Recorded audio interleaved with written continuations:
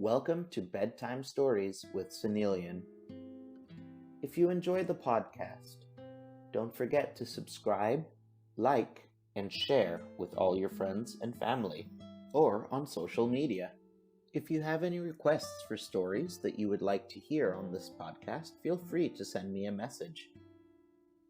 Now I'd like you to get into a comfortable position. Lie down in bed, or sit in your sofa, and let go of all the stresses of the day. Let's relax, breathe, and enjoy tonight's story.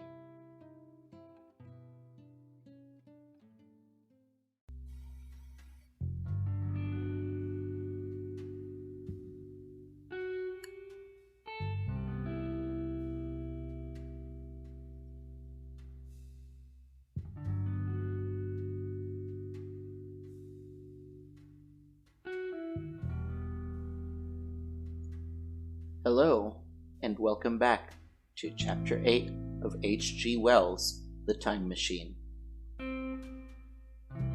Explanation. So far as I could see, all the world displayed the same exuberant richness as the Thames Valley. From every hill I climbed, I saw the same abundance of splendid buildings, endlessly varied in material and style. The same clustering thickets of evergreens, the same blossom-laden trees and tree ferns. Here and there, water shone like silver, and beyond, the land rose into blue, undulating hills, and so faded into the serenity of the sky.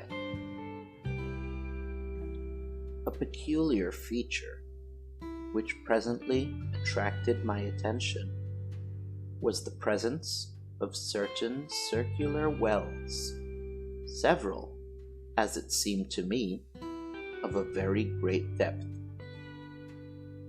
One lay by the path up the hill, which I had followed during my first walk. Like the others, it was rimmed with bronze, curiously wrought, and protected by a little cupola from the rain. Sitting by the side of these wells, and peering down into the shafted darkness, I could see no gleam of water, nor could I start any reflection with a lighted match. But in all of them, I heard a certain sound, a thud, thud, thud, like the beating of some big engine. And I discovered, from the flaring of my matches, that a steady current of air set down the shafts. Further, I threw a scrap of paper into the throat of one, and instead of fluttering slowly down, it was at once sucked swiftly out of sight.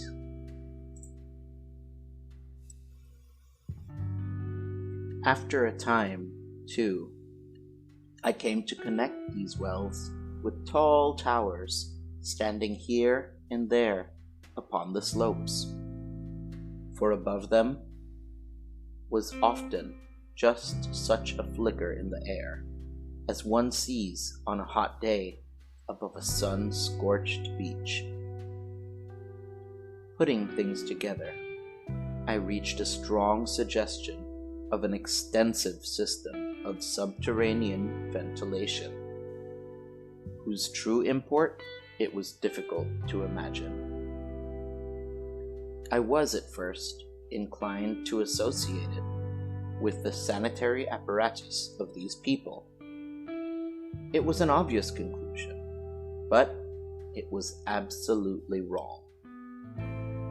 And here, I must admit that I learned very little of drains, and bells and modes of conveyance, and the like conveniences during my time in this real future.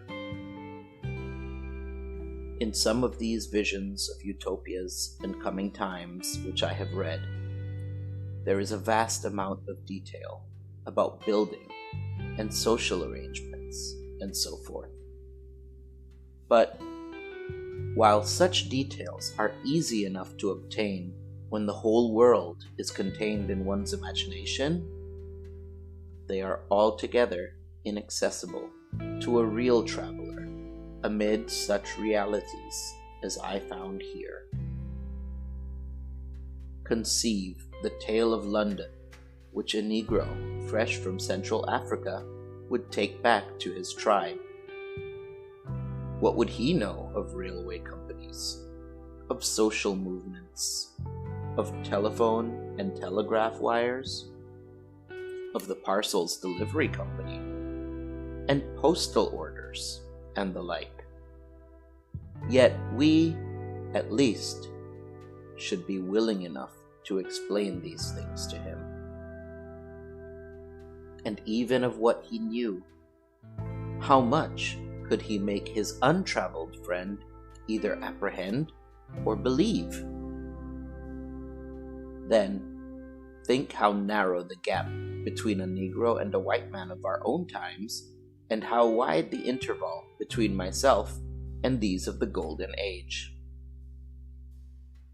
I was sensible of much which was unseen, and which contributed to my effort.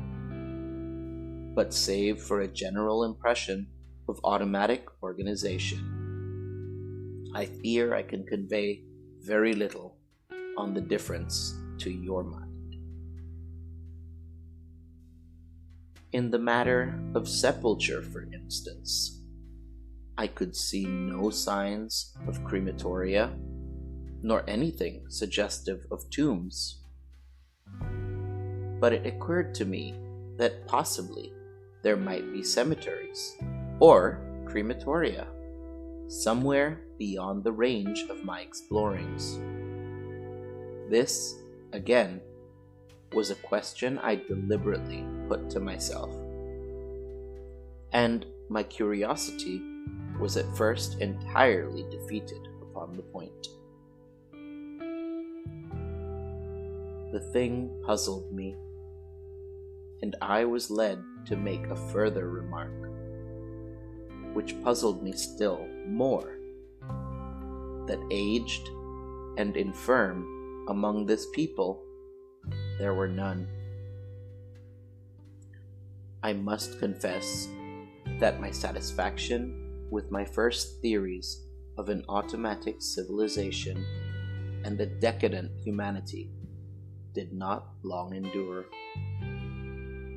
Yet I could think of no other. Let me put my difficulties. The several big palaces I had explored were merely living places. Great dining halls and sleeping apartments. I could find no machinery, no appliances of any kind. Yet these people were clothed in pleasant fabrics that must, at times, need renewal.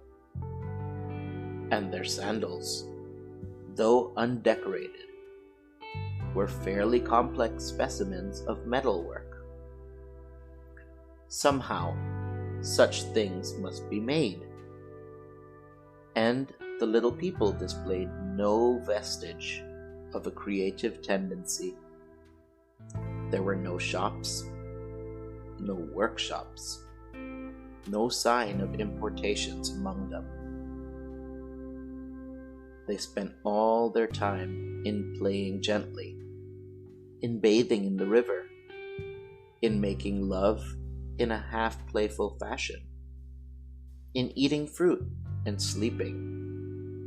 I could not see how things were kept going.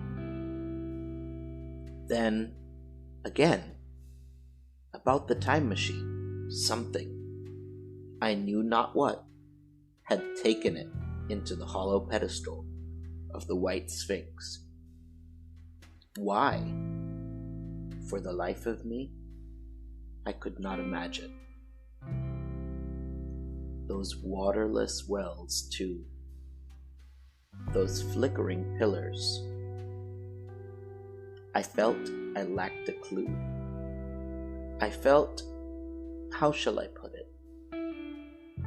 Suppose you found an inscription with sentences here and there in excellent plain English, and interpolated therewith others made up of words, of letters even, absolutely unknown to you. Well, on the third day of my visit, that was how the world of 802,701 presented itself to me. That day, too, I made a friend of a sort. It happened that as I was watching some of the little people bathing in a shallow, one of them seized with cramp and began drifting downstream. The main current ran rather swiftly, but not too strongly for even a moderate swimmer. It will give you an idea, therefore, of the strange deficiency in these creatures when I tell you that none made the slightest attempt to rescue the weakly crying little thing which was drowning before their eyes.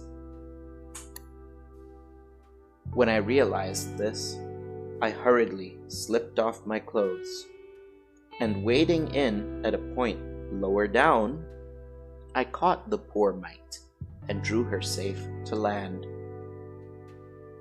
A little rubbing of the limbs soon brought her round, and I had the satisfaction of seeing she was all right before I left her. I had got to such a low estimate of her kind that I did not expect any gratitude from her. In that, however, I was wrong. This happened in the morning. In the afternoon, I met my little woman, as I believed it was, as I was returning towards my center from an exploration. She received me with cries of delight and presented me with a very big garland of flowers, evidently made for me and me alone. The thing took my imagination. Very possibly, I had been feeling desolate. At any rate, I did my best to display my appreciation of the gift. We were soon seated together in a little stone arbor, engaged in conversation, chiefly of smiles. The creature's friendliness affected me exactly as a child's might have done. We passed each other flowers, and she kissed my hands. I did the same to hers. Then I tried to talk, and found that her name was Weena, which, though I didn't know what it meant, somehow seemed appropriate enough. That was the beginning of a queer friendship, which lasted a week, and ended, as I will tell you. She was exactly like a child. She wanted to be with me always. She tried to follow me everywhere, and on my next journey out, and about it, went to my heart to tire her down, and leave her at last, exhausted and calling after me rather plaintively. But the problems of the world had yet to be mastered. I had not I said to myself, come into the future to carry on a miniature flirtation. Yet her distress when I left her was very great. Her expostulations at the parting were sometimes frantic, and I think altogether had as much trouble as comfort from her devotion. Nevertheless, she was, somehow, a very great comfort. I thought it was mere childish affection that made her cling to me. Until it was too late, I did not clearly know what I had inflicted upon her when I left. Nor, until it was too late, did I clearly understand what she was to me. For, by merely seeming fond of me, and showing in her weak, futile way that she cared for me, the little doll of a creature presently gave my return to the neighborhood of the White Sphinx almost the feeling of coming home. And I would watch for her tiny figure of white and gold as soon as I came over the hill. It was from her, too, that I learned that fear had not yet left the world. She was fearless enough in the daylight, and she had the oddest confidence in me. For once, in a foolish moment, I made threatening grimaces at her, and she simply laughed at them. But she dreaded the dark, dreaded shadows, dreaded black things. Darkness, to her, was the one thing dreadful. It was a singularly passionate emotion, and it set me thinking and observing. I discovered then, among other things, that these little people gathered into the great houses after dark, and slept in droves. To enter upon them without a light was to put them into a tumult of apprehension. I never found one out of doors, or one sleeping alone within doors after dark. Yet I was still such a blockhead that I missed the lesson of fear. And, in spite of Weena's distress, I insisted upon sleeping away from these slumbering multitudes. It troubled her greatly, but in the end, her odd affection for me triumphed, and for 5 of the nights of our acquaintance, including the last night of all, she slept with her head pillowed on my arm. But my story slips away from me as I speak of her. It must have been the night before her rescue that I was awakened about dawn. I had been restless, dreaming most disagreeably that I had drowned, and that sea anemones were feeling over my face with their soft palps. I woke with a start, and with an odd fancy that some grayish animal had just rushed out of the chamber. I tried to get to sleep again, but I felt restless and uncomfortable. It was that dim, gray hour when things are just creeping out of darkness, when everything is colorless and clear-cut, and yet unreal. I got up and went down into the great hall, and so out upon the flagstones in front of the palace. I thought I would make a virtue of necessity and see the sunrise. The moon was setting, and the dying moonlight and the first pallor of dawn were mingled in a ghastly half-light. The bushes were inky black, the ground a somber gray, the sky colorless and cheerless. And up the hill, I thought I could see ghosts. 3 several times. As I scanned the slope, I saw white figures. Twice, I fancied I saw a solitary white, ape-like creature running rather quickly up the hill. And once, near the ruins, I saw a leash of them carrying some dark body. They moved hastily.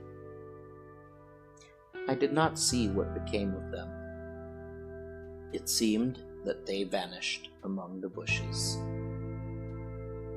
The dawn was still indistinct, you must understand. I was feeling that chill, uncertain, early morning feeling you may have known. I doubted my eyes.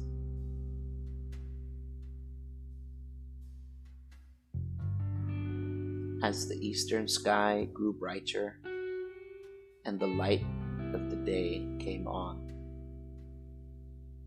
and its vivid coloring returned upon the world once more, I scanned the view keenly. But I saw no vestige of my white figures. They were mere creatures of the half-light. They must have been ghosts, I said.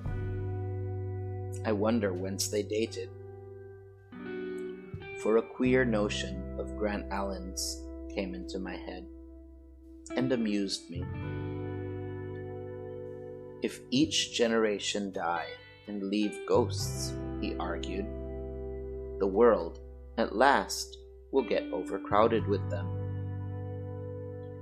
On that theory, they would have grown innumerable some 800,000 years hence. And it was no great wonder to see 4 at once. But the jest was unsatisfying, and I was thinking of these figures all the morning, until Weena's rescue drove them out of my head. I associated them in some indefinite way with the white animal I had startled in my first passionate search for the time machine. But Weena was a pleasant substitute.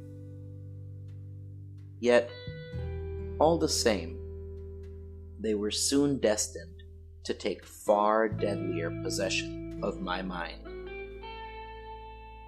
I think I have said how much hotter than our own was the weather of this golden age. I cannot account for it. It may be that the sun was hotter, or the earth nearer the sun. It is usual to assume that the sun will go on cooling steadily in the future. But people, unfamiliar with such speculations as those of the younger Darwin, forget that the planets must ultimately fall back one by one into the parent body. As these catastrophes occur, the sun will blaze with renewed energy. And it may be that some inner planet had suffered this fate. Whatever the reason, the fact remains that the sun was very much hotter than we know it. Well, on one very hot morning, my 4th, I think, as I was seeking shelter from the heat and glare in a colossal ruin near the great house where I slept and fed, there happened this strange thing. Clambering among these heaps of masonry, I found a narrow gallery whose end and side windows were blocked by fallen masses of stone. By contrast with the brilliancy of outside, it seemed at first impenetrably dark to me. I entered it, groping for the change from light to blackness made spots of color swim before me. Suddenly, I halted, spellbound.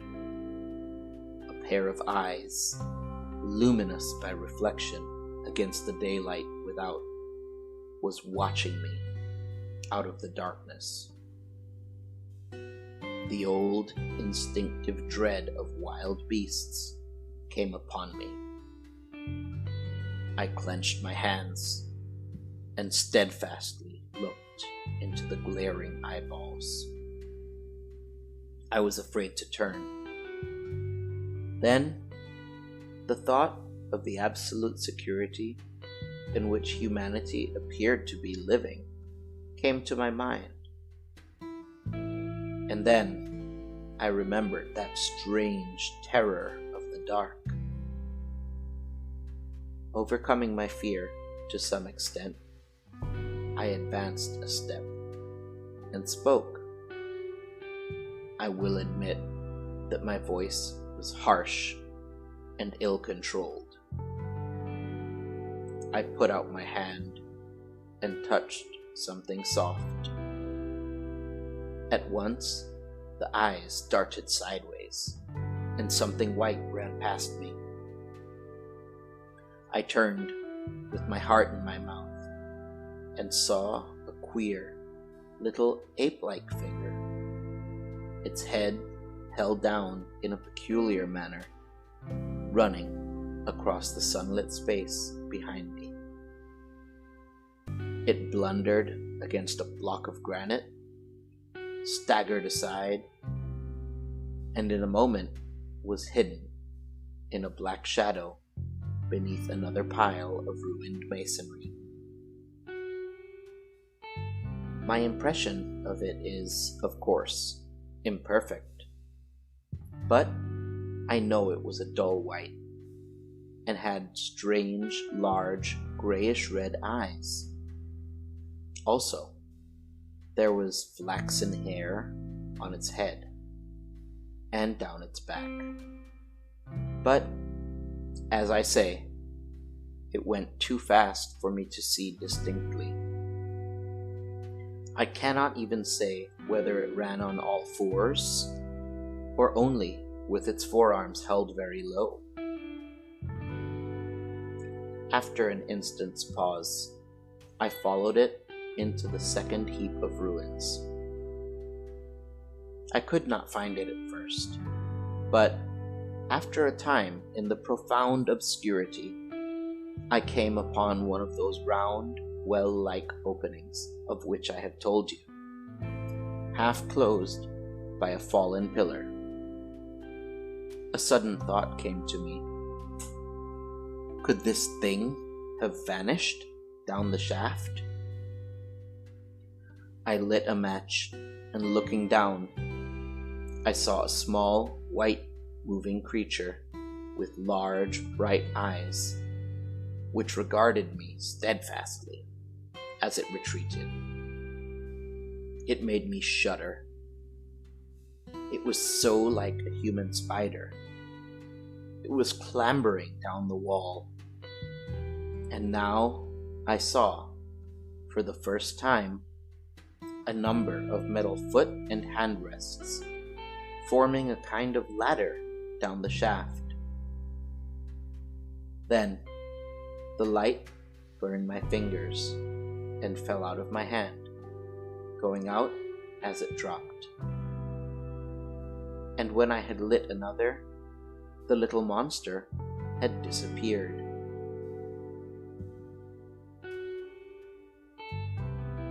I do not know how long I sat peering down that well. It was for some time that I could succeed in persuading myself that the thing I had seen was human. But gradually it dawned on me, the truth, that man had not remained one species, but had differentiated into two distinct animals. That my graceful children of the upper world were not the sole descendants of our generation, but that this bleached, obscene, nocturnal thing, which had flashed before me, was also heir to all the ages. I thought of the flickering pillars and of my theory of an underground ventilation. I began to suspect their true import. And what, I wondered, was this lemur thing doing in my scheme of a perfectly balanced organization? How was it related to the indolent serenity of the beautiful overworlders? And what was hidden down there at the foot of that shaft? I sat upon the edge of the well, telling myself that, at any rate, there was nothing to fear, and that there I must descend for the solution of my difficulties. And withal, I was absolutely afraid to go. As I hesitated, two of the beautiful upper world people came running in their amorous sport across the daylight in the shadow. The male pursued the female, flinging flowers at her as he ran. They seemed distressed to find me, my arm against the overturned pillar, peering down the well. Apparently, it was considered bad form to remark these apertures, for when I pointed to this one and tried to frame a question about it in their tongue, they were still more visibly distressed and turned away. But they were interested by my matches, and I struck some to amuse them. I tried them again about the well, and again I failed.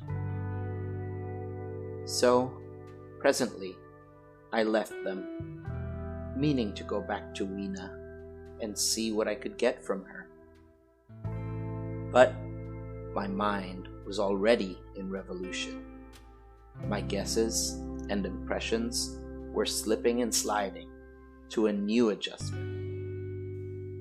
I had now a clue to the import of these wells, to the ventilating towers, to the mystery of the ghosts, to say nothing of a hint at the meaning of bronze gates and the fate of the time machine. And very vaguely, there came a suggestion towards the solution of the economic problem that had puzzled me. Here was the new view. Plainly, this second species of man was subterranean.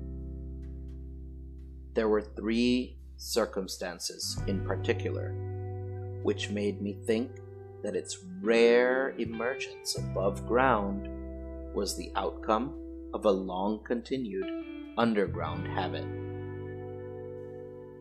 In the first place, there was the bleached look common in most animals that live in the dark. The white fish of the Kentucky caves, for instance. Then, those large eyes, with that capacity for reflecting light, are common features of nocturnal things. Witness the owl and the cat. At last of all, that evident confusion in the sunshine, that hasty, yet fumbling, awkward flight towards dark shadow, and that peculiar carriage of head while in the light, all reinforce the theory of an extreme sensitiveness of the retina. Beneath my feet, then, the earth must be tunneled enormously, and these tunnelings were the habitat of the new race. The presence of ventilating shafts and wells along the slopes everywhere, in fact, except along the river valley, showed how universal were its ramifications. What so natural, then, as to assume that it was in this artificial underworld that such work was necessary to comfort of the daylight race was done? The notion was so plausible that I at once accepted it, and went on to assume the how of this splitting of the human species. I dare say you will anticipate the shape of my theory, though, for myself, I very soon felt that it fell far short of the truth.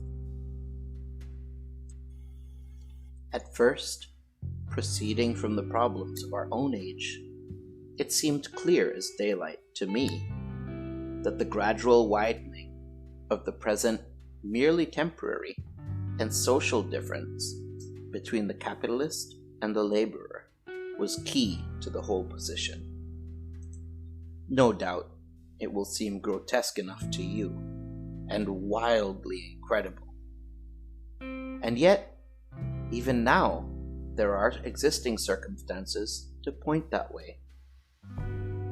There is a tendency to utilize underground space for the less ornamental purposes of civilization. There is the Metropolitan Railway in London, for instance. There are new electric railways. There are subways. There are underground workrooms and restaurants, and they increase and multiply. Evidently, I thought this tendency had increased till industry had gradually lost its birthright in the sky.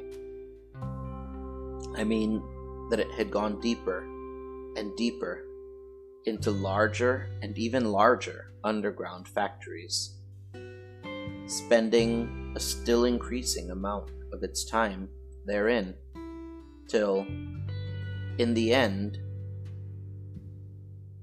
even now, does not an East End worker live in such artificial conditions as practically to be cut off from the natural surface of the earth? Again, the exclusive tendency of richer people, due no doubt to the increasing refinement of their education and the widening gulf between them, and the rude violence of the poor, is already leading to the closing in their interest of considerable portions of the surface of the land. About London, for instance, perhaps half of the prettier country is shut in against intrusion, and this same widening gulf, which is due to the length and expense of the higher educational process, and the increased facilities for and the temptations towards refined habits on the part of the rich, will make that exchange between class and class, that promotion of intermarriage, which at present retards the splitting of our species along the lines of social stratification, less and less frequent. So, in the end, above ground, you must have the haves, pursuing pleasure and comfort and beauty. And below ground, the have-nots, the workers, getting continually adapted to the conditions of their labor. Once they were there, they would no doubt have to pay rent, and not a little of it, for the ventilation of their caverns. And if they refused, they would starve or be suffocated for arrears. Such of them as were so constituted as to be miserable and rebellious would die, and, in the end, the balance being permanent, the survivors would become as well adapted to the conditions of underground life, and as happy in their way, as the overworld people were to theirs. As it seemed to me, the refined beauty and the etiolated pallor followed naturally enough. The great triumph of humanity I had dreamed of took a different shape in my mind. It had been no such triumph of moral education and general cooperation as I had imagined. Instead, I saw a real aristocracy, armed with a perfected science and working to a logical conclusion the industrial system of today. Its triumph had not simply been a triumph over nature, but a triumph over nature and the fellow man. This, I must warn you, was my theory at the time. I had no convenient cicerone in the pattern of the utopian books. My explanation may be absolutely wrong. I still think it is the most plausible one. But even on this supposition, the balanced civilization that was at last attained must have long since passed its zenith, and was now far fallen into decay. The too perfect security of the overworlders had led them to a slow movement of degeneration, to a general dwindling in size, strength, and intelligence. That I could see clearly enough already. What had happened to the undergrounders, I did not yet suspect. But from what I had seen of the Morlocks, that by and by was the name which these creatures were called. I could imagine that the modification of the human type was even far more profound than among the Eloi, the beautiful race that I already knew. Then came troublesome doubts. Why had the Morlocks taken my time machine? For I felt sure it was they who had taken it. Why, too, if the Eloi were masters, could they not restore the machine to me? And why were they so terribly afraid of the dark? I proceeded, as I have said, to question Weena about this underworld. But here again, I was disappointed. At first, she would not understand my questions, and presently she refused to answer them. She shivered as though the topic was unendurable, and when I pressed her, perhaps a little harshly, she burst into tears. They were the only tears, except my own, I ever saw in that golden age. When I saw them, I ceased abruptly to trouble about the Morlocks, and was only concerned in banishing these signs of her human inheritance from Weena's eyes. And very soon, she was smiling and clapping her hands, while I solemnly burned a match.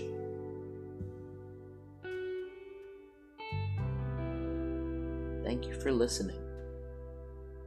If you feel like it, you can continue listening to the music at the end. However, we'll be back next time with Chapter 9 of H.G. Wells' The Time Machine, The Morlocks.